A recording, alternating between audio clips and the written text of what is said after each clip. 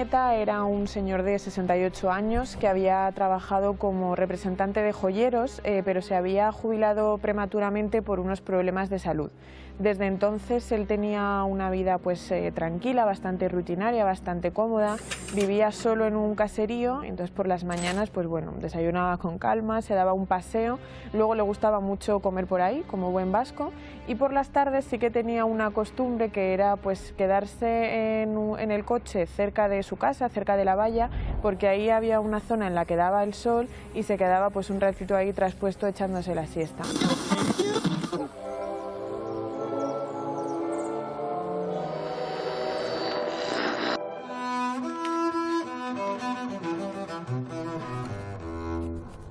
El caserío está en una zona aislada, cerca del Alto de Trabacúa, que es la carretera por la que circulan los coches y que luego tendrá mucha relevancia en la investigación. Es un caserío que está en una zona dispersa, hay más caseríos, pero están distantes entre sí y con una zona tranquila, boscosa, cerca del monte. En la casa vivían también un par de ovejas que le ayudaban a recortar el césped y así mantener un poco cuidado el jardín. Desde hacía un tiempo vivía con Jaime un hombre llamado Joaquín. Jaime le había invitado a vivir en su casa, le ofrecía techo y a cambio le pedía a Joaquín que mantuviera un poco el mantenimiento de la casa, las pequeñas chapuzas, mantener un poco el jardín y tenerlo todo un poco cuidado porque Jaime no tenía esas condiciones físicas para tenerlo todo al día.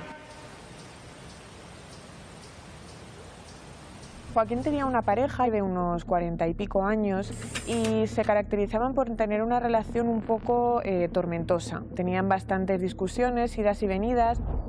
Ella era un poco obsesiva, ¿no? Estaba un poco pensando siempre en esta relación y Joaquín estaba un poco cansado y quería ya terminar con esta relación de una vez por todas. Una vez que María Jesús se había presentado en el caserío para hablar con Joaquín, Joaquín en un principio se negó a hablar con ella porque ya daba por finalizada la relación y Jaime, que al parecer era un hombre muy pacífico y que no le gustaban los conflictos, incluso se ofreció a llevar a María Jesús y la llevó hasta casa y luego volvió él al caserío.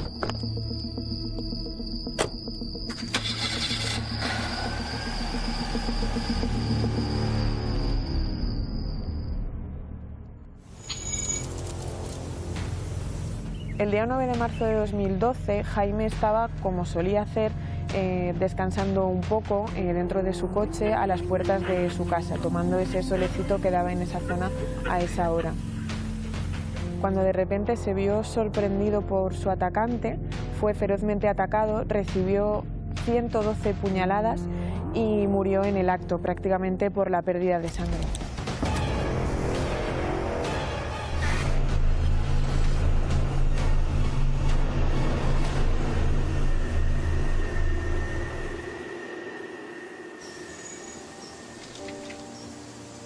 Sobre las 5 de la tarde yo estaba de guardia, entonces recibo una llamada a mi teléfono móvil y me llaman desde la Archancha y me comunican que hay una persona que ha fallecido en Mayavia, que está en el exterior de una vivienda junto a un vehículo.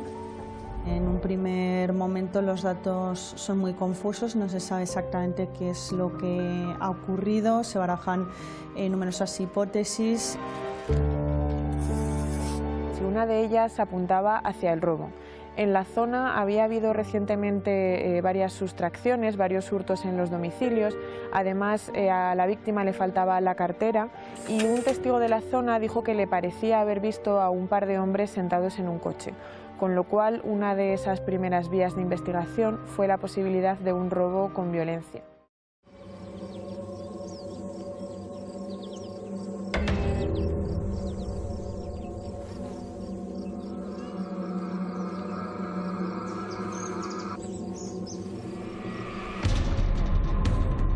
Bueno, cuando llegamos allí se encuentra en el lugar la persona que ha hecho el aviso, que es el sobrino del fallecido, de Jaime, ¿no?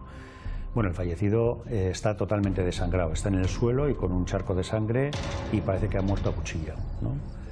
El sobrino de esta persona nos dice que suele hacerle una visita de vez en cuando, va con la moto y allí ha visto el coche, se ha parado y ha descubierto que estaba su tía allí. En ese momento ha llamado a la policía, que hemos ido nosotros, recursos sanitarios que han certificado la muerte de esta persona, y empezamos a intentar a hablar con él sobre el entorno de Jaime, ¿no?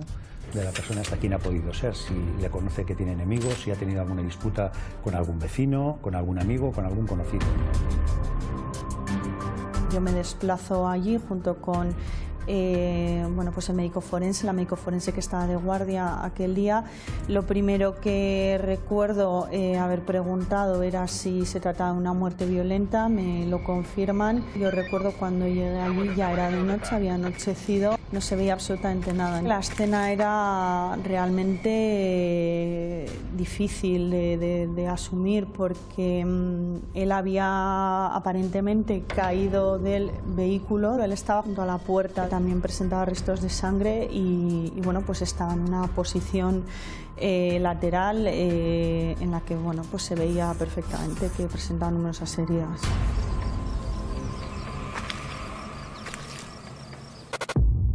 En un principio se piensa que es un robo, de hecho es una de las hipótesis o quizás la hipótesis más sencilla, ¿no? O más simple de justificar, porque recuerdo en unas horas de investigación lo que se hace es una inspección ocular de la vivienda, se constata que no está forzada, que de hecho Jaime tenía dinero en casa y nadie se lo ha llevado, que no existen ninguna evidencia de que hubiera entrado alguien por lo menos a sustraer nada. Entonces la hipótesis del robo sí que queda descartada, digamos, de forma rápida.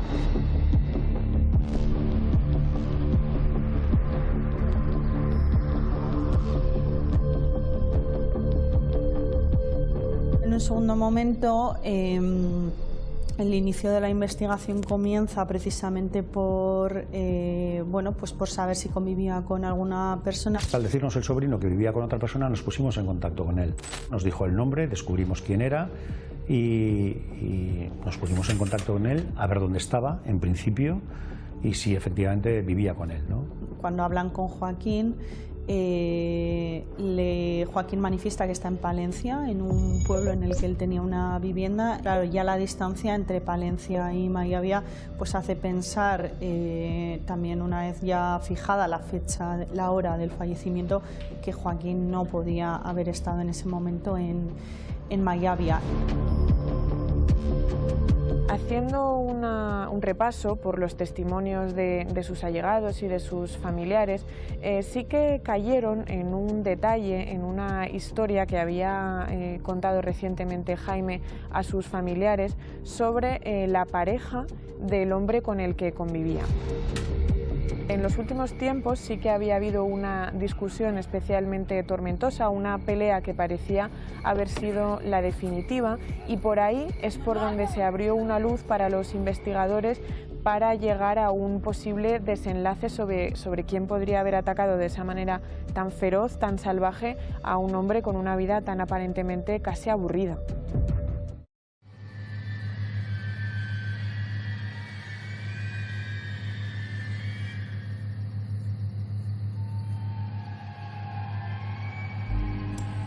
El médico forense, cuando hace el levantamiento de cadáver, nos indica que tiene un montón de puñaladas. Después de la autopsia supimos que eran 113 puñaladas, pero ninguna de ellas era mortal. Es decir, había muerto desangrado. Claro, esto nos da una idea ya de quién ha podido hacer el crimen. Una persona sin mucha fuerza, pero que tiene mucha agilidad, capaz de dar 113 puñaladas. Claro, pues tiene que ser o un crimen pasional, lo que nosotros pensamos como investigadores al principio, o también se da en el caso de menores, donde la violencia es desmedida, ¿no?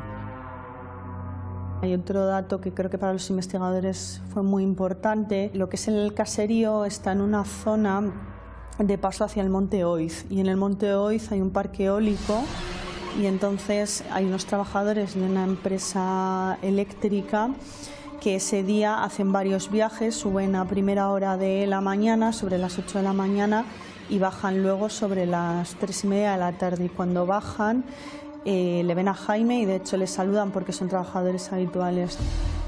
Los trabajadores nos dicen, cosa inusual, que ven a una persona delgada, una mujer delgada, parece que bastante joven y vestida de negro, que sube por el arcén. Uniendo las dos cosas que nos había dicho por un lado Joaquín y por otro lado el testimonio de que ven a una mujer en un sitio inusualmente, pues nos enfila un poquito hacia las características de lo que puede ser el homicida.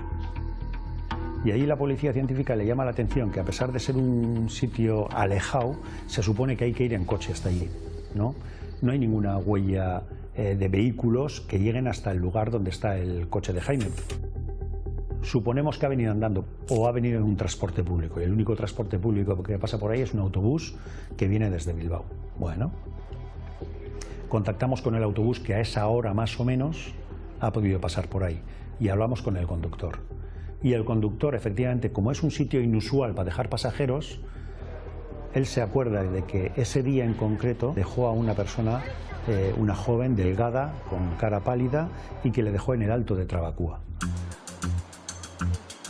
Y les dice el conductor de autobús que casi les conoce a todos de vista, porque es gente muy habitual y muy rutinaria. Entonces que esta persona, esta mujer sí que le llamó la atención primero porque le preguntó sobre la parada exacta donde luego se bajó, la que está justo al lado del caserío, y porque también le dicen que tenía unos labios muy llamativos. Ese dato físico importante de la mujer también se lo confirman los trabajadores, el trabajador del parque eólico. En la estación de Bilbao Bus existen cámaras de videovigilancia y solicitamos las imágenes. Y efectivamente allí vemos a una persona que coge el billete del autobús, el nombre del billete del metro es nominal y está a nombre del padre de la novia o de la novia de la persona que había tenido una relación con Joaquín. Tienen el mismo apellido. Es un pase de metro de jubilado, lo había utilizado él. Y efectivamente sale de Baracaldo. En Baracaldo es el sitio donde vive esta persona, entonces ya la línea de investigación está clara. Joaquín les dice que había dejado la relación unos meses atrás y que ella se negaba a dejar la relación. Él pensaba que le mentía, que bueno, pues era una persona con pensaba algún tipo de patología o de trastorno mental y que bueno, pues él había descubierto ciertas mentiras que no le habían gustado, no las había aceptado y que ese era un poco el motivo por el que había finalizado la relación. Cuando se hace el levantamiento de cadáver se ve que hay un pelo, entre la sangre de Jaime Olañeta hay un pelo de color rojizo. Claro, el estudio del ADN requiere de unos días, ¿no? Mientras tanto nosotros intentamos localizar a esta persona, saber quién es y vemos que nuestra base de datos ha tenido un incidente de unos días anteriores en donde pues, esta persona había puesto una denuncia porque algún perro le había ladrado y casi le muerde, ¿no? Entonces con esa excusa vamos a su casa. Esta persona tiene el pelo teñido de rojo. Cuando estamos hablando con ella, le cogemos un pelo de desecho que tenía ella, no sé si en el jersey que llevaba encima, le cogemos un pelo de desecho y lo mandamos al laboratorio a analizar. Al de unos días nos viene el resultado que el ADN de uno y el del otro es el mismo. Por lo tanto, hay una evidencia clara de que esta persona estuvo allí. Se autoriza la entrada y registro en el domicilio de María Jesús, levanta un acta, va a la secretaria judicial. Y le leímos los derechos por un homicidio, ¿no? Entonces ella nos dice, yo homicidio, ¿a quién voy a matar? Si yo no me he metido nunca con nadie, es imposible. ¿De quién? Me quedo mirándola y le digo, mira, tú, yo y todos los que estamos aquí en el coche sabemos que le has matado a Jaime. Y lo que no sabemos es por qué, porque es una persona que nunca se ha metido con nadie. Entonces en aquel momento ella bajó los ojos, bajó la cabeza y dijo, bueno, eso os lo diré delante de mi abogado. Y los investigadores, bueno, pues obtienen la confesión por parte de ella.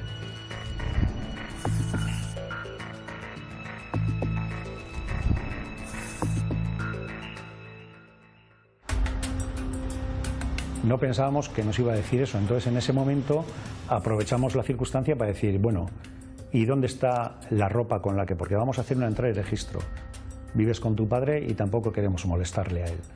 danos la ropa con la que hiciste el crimen y el cuchillo que utilizaste. Solamente confiesa el delito, sino que incluso facilita a los investigadores datos exactos donde habría arrojado el cuchillo que empleó para cometer el homicidio. Y efectivamente luego la Ertzaintza acude a la zona de la ría, es una zona de ría próxima al domicilio donde ella reside. A partir de ese momento se produce la detención de ella porque hasta ese momento estaba en libertad. Se le imputa un delito de homicidio y bueno, pues al de unas horas pasa a disposición judicial.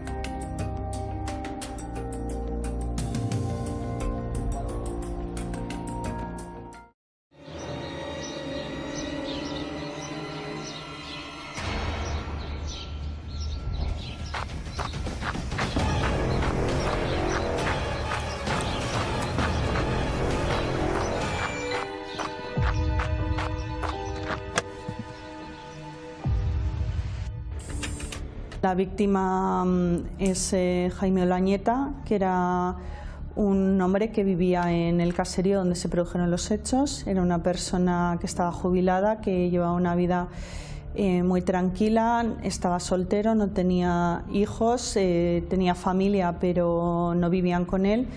Y él convivía con Joaquín, que era una persona a la que había conocido a través de un familiar. Y Joaquín había estado primero residiendo en una casa de alquiler en otra población, pero luego pasó a residir con Jaime en el mismo caserío. Entonces él se encargaba un poco del mantenimiento del caserío y a cambio le pagaba una renta mensual pues ínfima.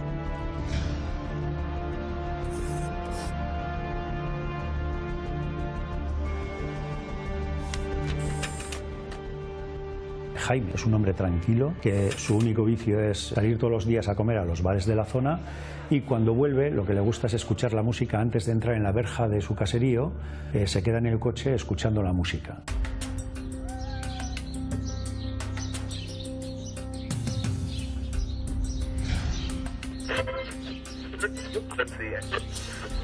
Se echa una siesta en el coche y luego, de hecho, Joaquín confirma todos estos datos, incluso dice que, pues que se metía a la cama sobre las 7 de la tarde o algo así, o sea, una vida tranquila. Era una persona afable y todo el mundo pues hablaba bastante bien de él, ¿no?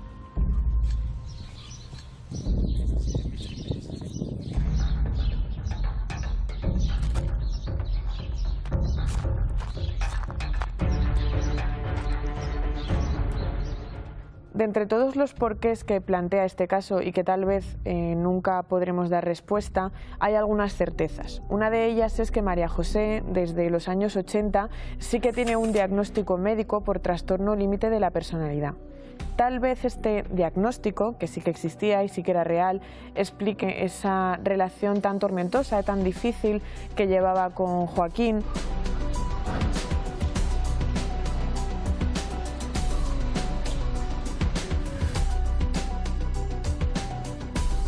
Ella puede tener pensamientos en contra de Jaime porque si entendemos la figura de Jaime en esta criminogénesis como una figura de autoridad, que es quien ofrece trabajo al novio, quien está a cargo de la finca, donde ella salta la valla, se acerca para pedir que vuelvan con él, en ese episodio en el que al final es Jaime quien con un sentimiento paternalista decide, bueno, te voy a acercar a casa. Le dice, cúrate, estás enferma, recupérate. Eso puede ser motivo más que suficiente para ver en la figura de Jaime un estorbo. Y eso puede generar un sentimiento de paranoia. Empezar a pensar que esta persona quiere ir contra mí, esta persona no desea que yo tenga la relación y generar esa animadversión. El clic que hizo en la cabeza de María José para acabar asestando 112 puñaladas a un hombre de esa forma tan inmisericorde se podrá analizar desde el punto de vista médico, forense, se podrá estudiar desde el punto de vista policial, pero lo cierto es que es una respuesta muy difícil de dar. Jaime era una persona muy tranquila, con una vida muy rutinaria, había tenido apenas relación con María José. Todo este contexto hace incluso más difícil de entender por qué decidió acudir allí ese día y ensañarse de esta manera con Jaime.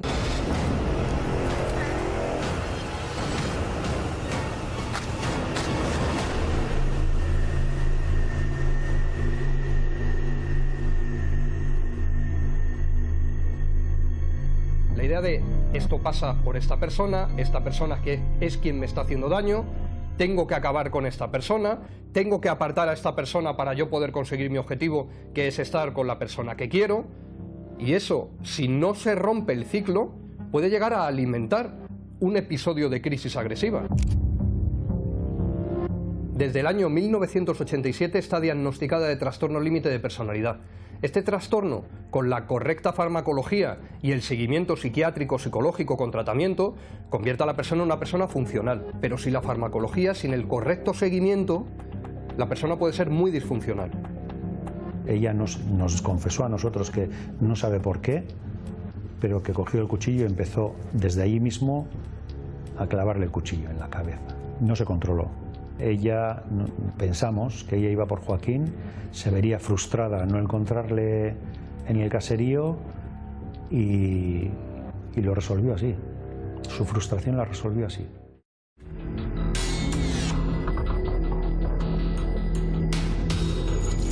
El juicio comienza el 17 de febrero de 2013, es un juicio con jurado popular al que ella acude bueno, pues tranquila, va vestida de negro, presenta pues una actitud firme, con la cabeza alta, en la que ella da explicaciones sobre cómo sucedieron los hechos. Los explica con una voz pues muy relajada, dando incluso detalles sobre cómo iba vestida o sobre lo que pensaba en esos momentos, y hace un relato más o menos sosegado sobre la motivación y los pasos que dio hasta cometer el crimen de Jaime.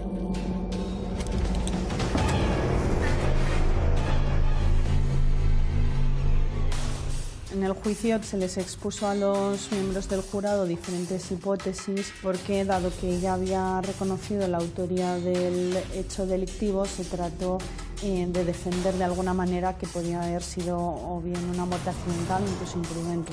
La familia de Jaime decide no presentarse como acusación particular, así que todo el peso recae sobre el Ministerio Público, que la acusa de asesinato. Por su parte, la defensa de María José solicita la absolución porque considera que se trata de un homicidio, pero con la eximente por alteración psíquica. Existían unos actos, tanto anteriores como posteriores a la comisión del hecho delictivo, que venían a confirmar que ella bueno, pues, había reflexionado, ¿no?, cuanto menos sobre el hecho, que en el hecho de que ella, bueno, pues, llevara ropa para cambiarse después de cometer el hecho, y también bueno, pues el hecho de que efectivamente hubiera salido de su domicilio con un cuchillo de grandes dimensiones que, bueno, pues no consideraban que era una conducta habitual ni estaba justificada en ningún plan que ella pudiera hacer ese día, ¿no? Y luego también valoraron que se hubiera deshecho del arma. Todas las pruebas unidas van, direccionan y canalizan hacia la única persona posible y capaz de hacer. Yo creo que ella ya se veía culpable, decir, bueno, ya está, se acabó, me han pillado. Y yo creo que esa fue la actitud que tuvo en el juicio, de decir, efectivamente, he sido yo y que me caiga lo que me tenga que caer. La defensa solicitó un informe pericial de María Jesús a efectos de acreditar alguna circunstancia atenuante su responsabilidad criminal, basándose en el hecho que se está acreditado de que ella estaba en tratamiento psicológico, e incluso Joaquín también refirió a la Ertzaintza que había habido un intento autolítico meses atrás.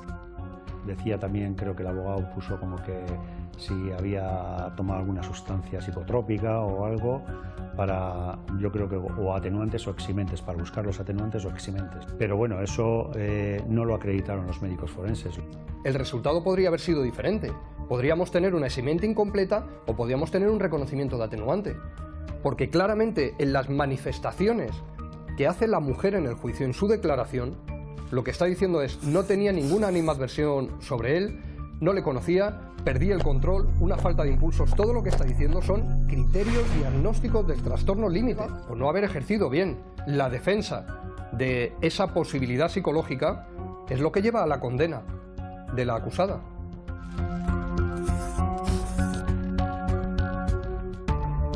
Al jurado le impactó tremendamente las imágenes del homicidio. Era una escena pues, salvaje, llena de sangre, que mostraba un temperamento, una brutalidad por encima de lo normal. De ahí esa pasionalidad que buscaron los ertzainas en la mano ejecutora de ese asesinato.